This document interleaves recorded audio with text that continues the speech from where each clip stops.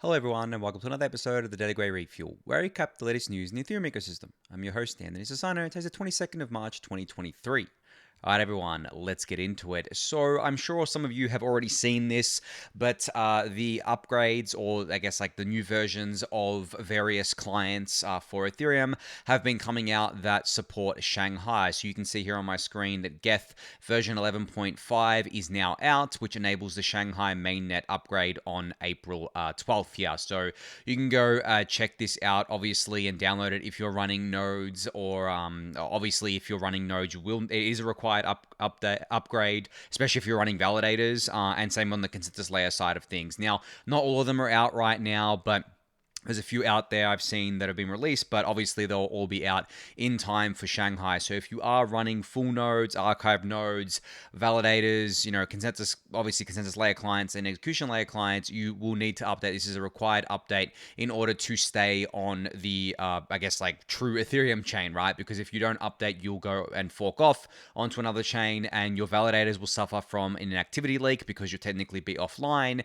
So you don't want that to happen, obviously, if you're a solo staker, or if you're a Rocket Pool staker as well. Now, with Rocket Pool, they usually update the smart node stack to enable these sorts of things, but you can actually manually update the clients yourselves if you want. You can go change the flag in the smart node GUI, which there's Rocket Pool has documentation for this if you want to do that, but usually you can just wait until the update comes out, which obviously the next update is Atlas, which enables withdrawals on the Rocket Pool network as well, with the mini pools. But yeah, anyway, definitely go update if you haven't yet. And if the client that you use hasn't got an update yet, be sure to just keep an eye out for that.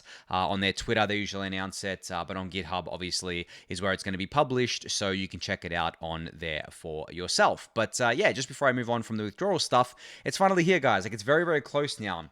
It's March 22nd today, April 12th. I mean, it's going to be here before we know it. And what I find funny about withdrawals generally is that it was something that obviously all of us in Ethereum knew was coming really soon, and I'd been talking about it for a while as well and telling you guys it was coming, late March, early April. And there was so much FUD around it, and there still is. I still see people commenting on Twitter about like people staking their ETH, saying, haha, you staked your ETH, you can't get it out, which obviously is really stupid for a number of different reasons. But the fact that Shanghai is so close and people are saying this, like, it really is bizarre to me that people are still saying this. And, even though, like, even leading up to the merge, people were still saying that the merge would never happen.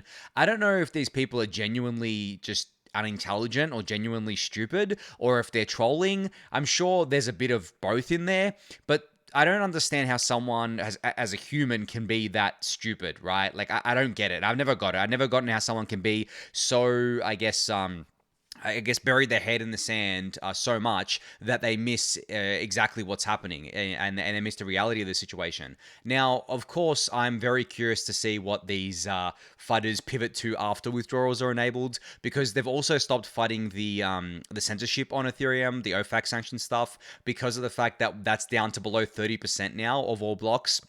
So what's left, really? I think they're going back to their old faithfuls. I've seen a lot recently of people saying, Ethereum's monetary policy can change all the time. Vitalik controls Ethereum, blah, blah, blah. So it seems like they've run out of things, I guess, of new things at least, which is just hilarious, right? But I'm sure there'll be new things that come up, and I'll definitely be correcting them on the refuel as time goes on. But yeah, in a couple of weeks, they won't be able to say anything about withdrawals not being enabled, and about how Vitalik controls your ETH or whatever bullshit they come up with. It'll be enabled and everyone will be able to withdraw their stake. Now, obviously, in saying that, Lido's withdrawals aren't going to be enabled for a month, until at least a month after Shanghai goes live. So maybe we'll see some FUD around that.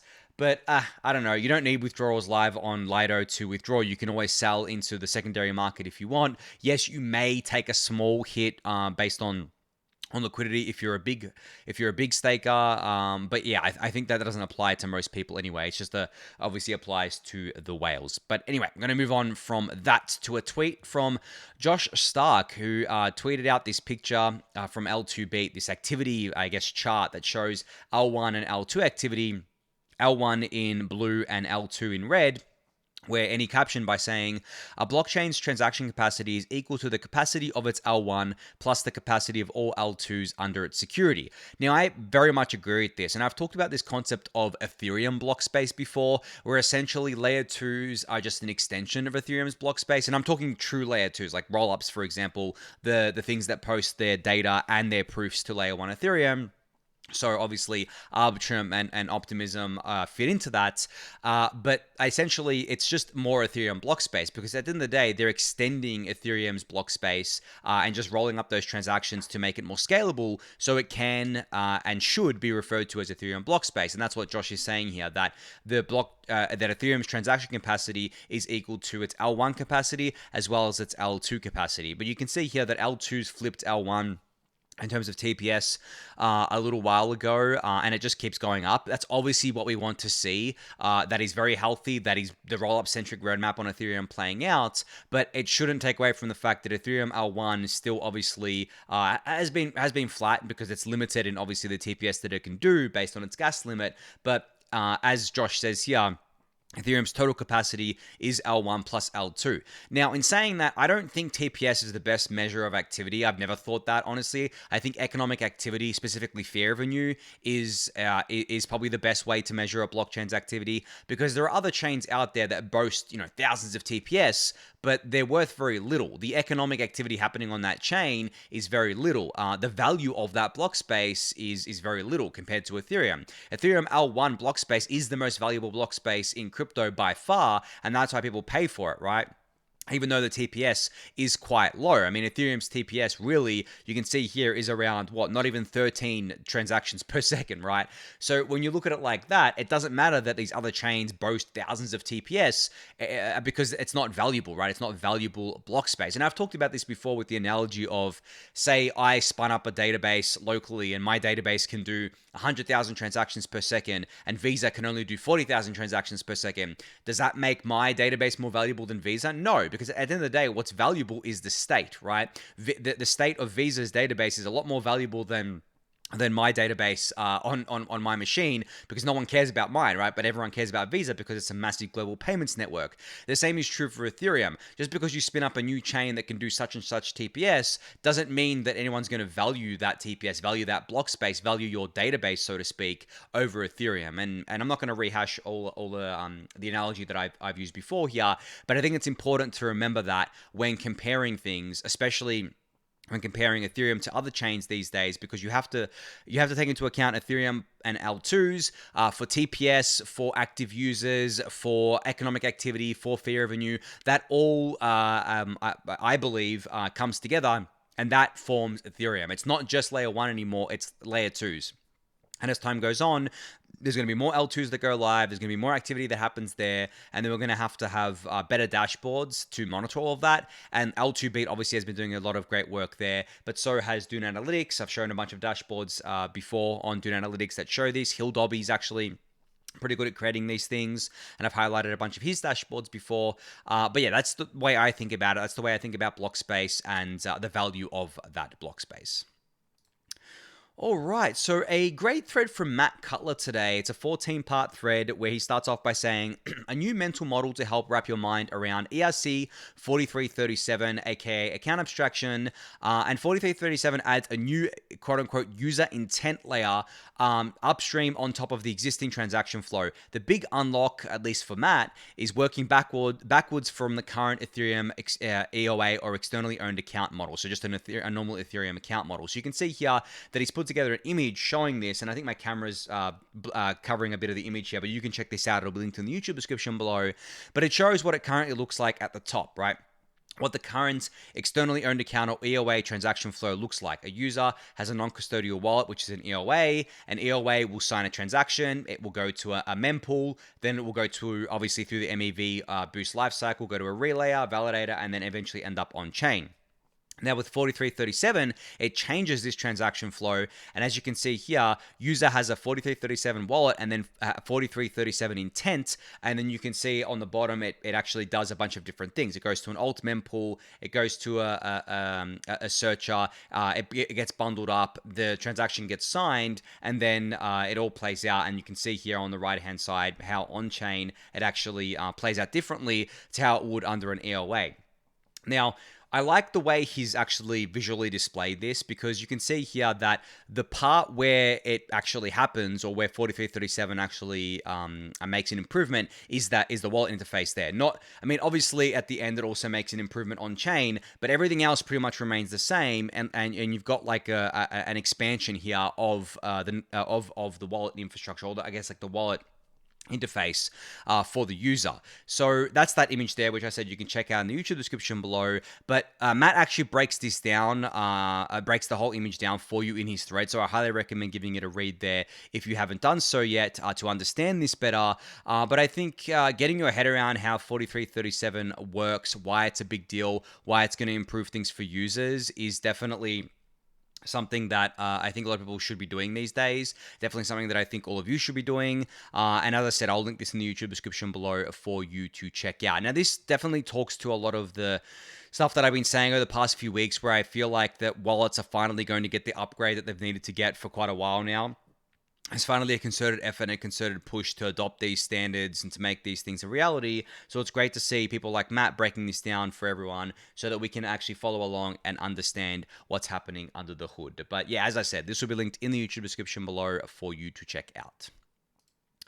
All right, so I talked the other day about how Arbitrum's airdrop isn't just to users, but is also to the various projects on the Arbitrum network that have DAOs. Now, the official list for this was released, I believe, yesterday, and it shows basically the allocations for each DAO/Arbitrum app on Arbitrum here. So if I go to the actual list, it's here, it's on Google Sheets. You can check it out for yourself, of course. But you can see here what each project will be getting in terms of ARB tokens. Now, Treasure and GMX will be getting the most. They're getting 8 million ARB tokens each. Now, if you obviously assume a $1 ARB price based on the fully diluted value of Optimism, if Arbitrum is the same, it'll be around $1, I think.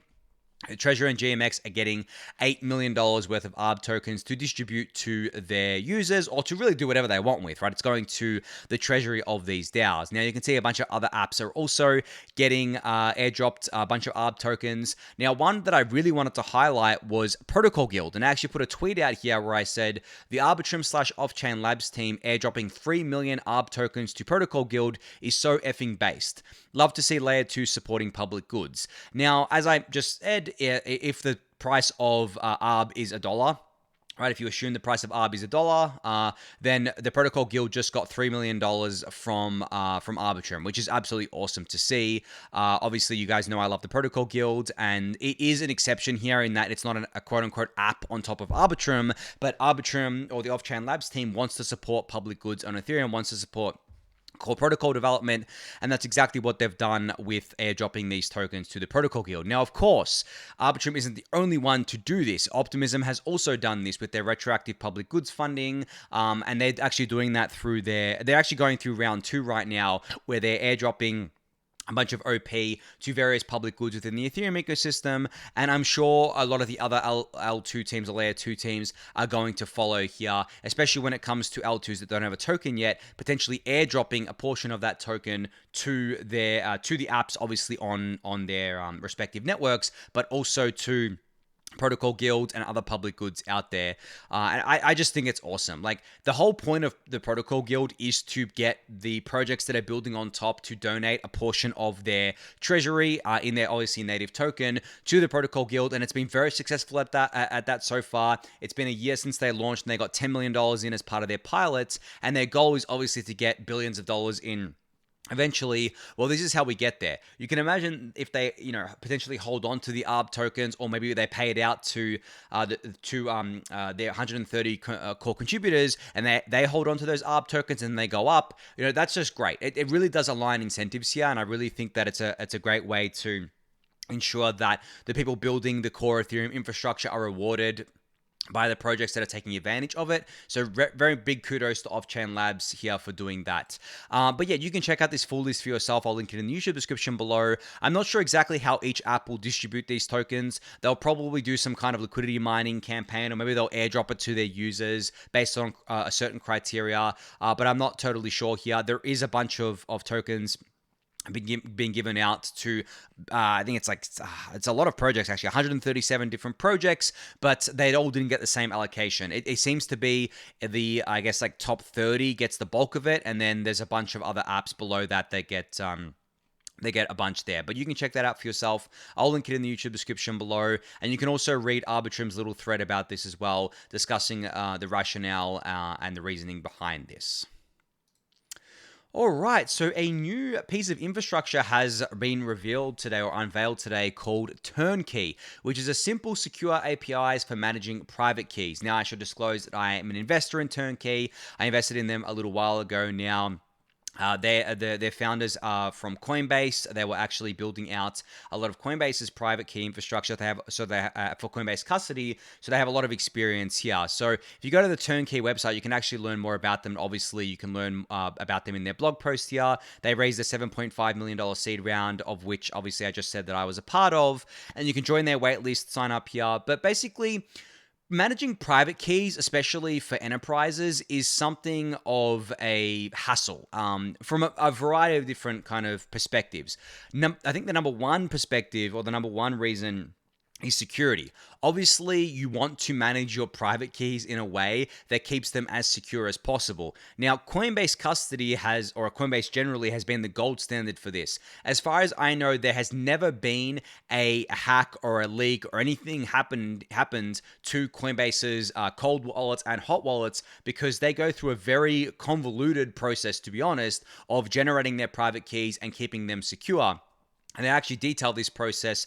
They go as far as having kind of like these tents that they go into that block out all the other signals and everything, and they generate the private keys, and they do this ceremony where they generate them, and then they use them and they secure them in a way where obviously they aren't detailing the way that they secure this, but it's pretty sophisticated. Now, as I said, the people working on Turnkey, a bunch of them, especially the founders, are ex-Coinbase. They worked on this sort of stuff at Coinbase, so they definitely know what they're doing here. And you can see here that basically what they've built is a simple and powerful API for developers to kind of plug into in order to manage private keys in a secure and simple way. So if that sounds like something that you are interested in, you can go check this out. I'll link it in the YouTube description below. And you may be wondering why I'm bringing this up and what this has to do with Ethereum. I'm not just bringing this up because I'm an investor in them.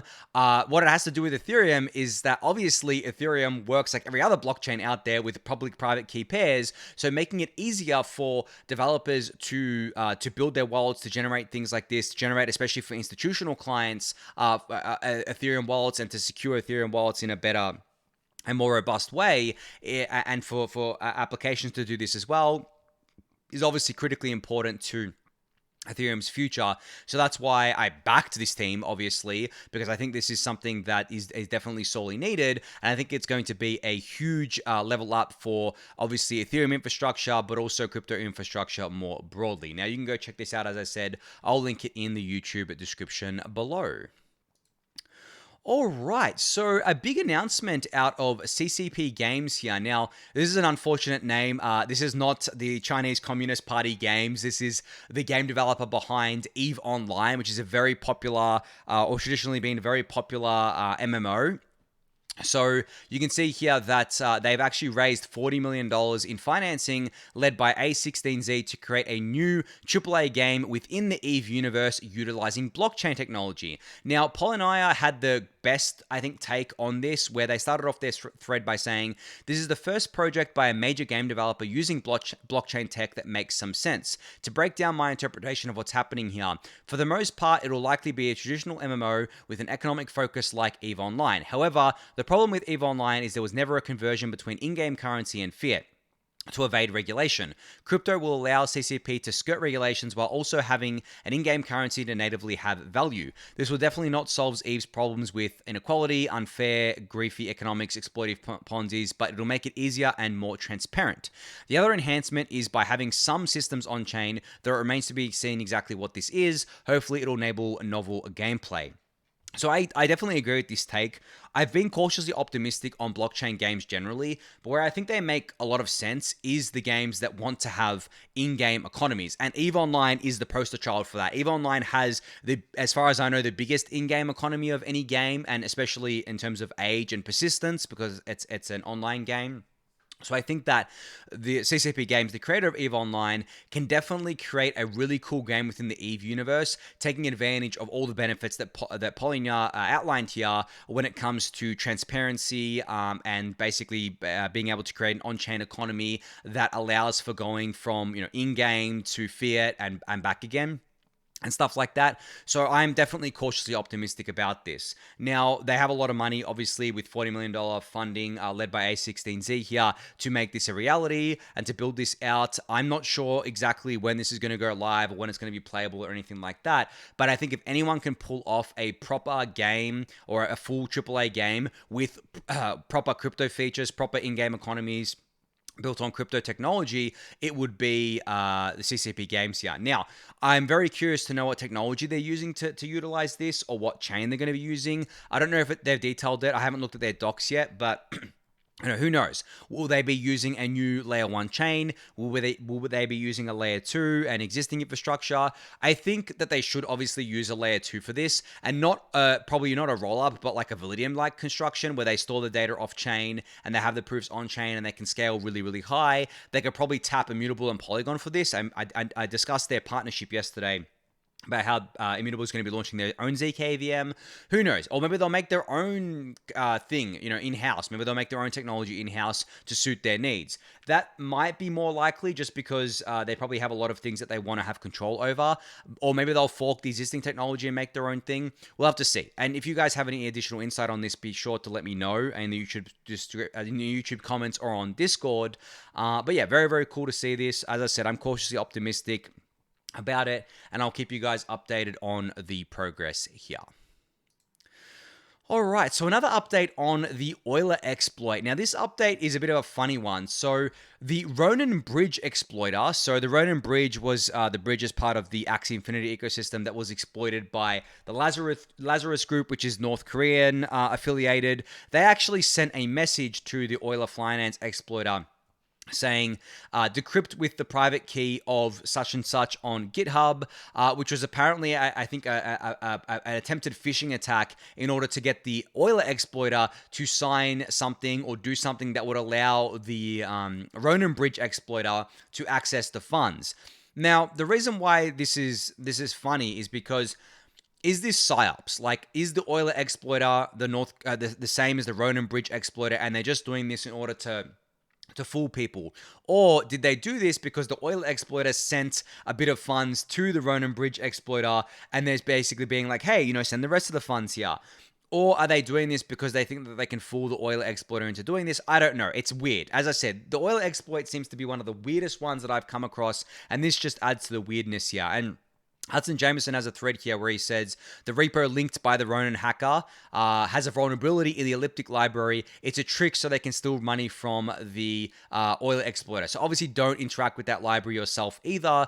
But yeah, just another weird turn in the kind of like events surrounding the Euler exploit. There's no additional news here on funds being returned or anything like that. But really, all they have to do, if they want to return the funds, is send the funds back to the Euler finance team. That's all they have to do. Literally it. They don't have to download any fancy programs or do any fancy other stuff and message parsing. Just send the funds back. That's all they have to do. So, maybe they listen to the refuel. That's all you have to do. Please do that. Be a good person, do that, and I think you'll make a lot of people happy if you do that. But anyway, just wanted to give you guys an update there on that and highlight that because I thought it was just another weird piece of information or news, I guess, in this saga that is the Euler exploit. All right, so just a quick shout out here. I've talked about Farcaster before and about how it is an alternative to Twitter. It's basically a Twitter clone that's trying to do Twitter in a decentralized way. Well, now you can actually use it on the web, so you don't have to use it on your mobile, on just your mobile anymore, or on just Mac OS. You can use it on the web across any basically operating system or browser that you want to. So now using Warpcast at warpcast.com, you can log in with a QR code. You will have access to your home feed and notifications, ability to cast, like, and recast. And this is obviously especially useful for Windows and Linux users. Now, I connected my account to this on desktop. It was a really straightforward procedure. It worked very well. And now I can send casts via the desktop app for Warpcast here. Now, the Farcaster has been actually a pretty active platform for a little while. I've gone on there a few times and seen a lot of people sending casts, a lot of people interacting on there. Some people will mirror their tweets to Farcaster to kind of have them published both on there. Traditionally, for me, I haven't really used it because I haven't been able to use it on desktop. I don't actually do much.